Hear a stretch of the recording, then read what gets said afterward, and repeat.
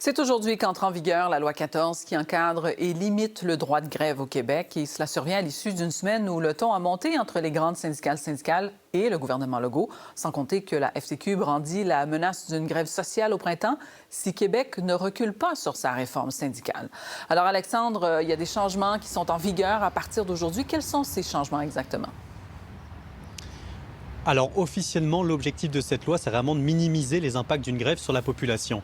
Maintenant, concrètement, Québec vient encadrer, limiter le droit de grève avec plusieurs mesures qu'on va voir ensemble.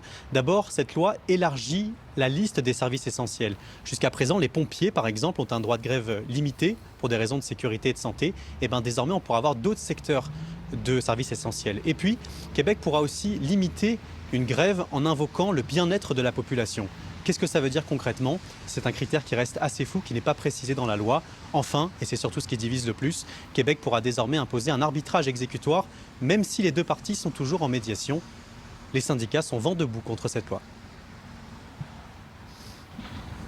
Est-ce qu'on va refuser tout simplement le droit de grève à ces travailleuses et ces travailleurs parce qu'on met en péril le bien-être de la population étudiante et élève plus vulnérable? Et puis on se retrouve devant un gouvernement qui veut se positionner en bon père de famille et qui pourra utiliser ce capital politique-là de manière électoraliste en intervenant directement dans les conflits de travail à l'avenir, en réduisant l'impact de ceux-ci.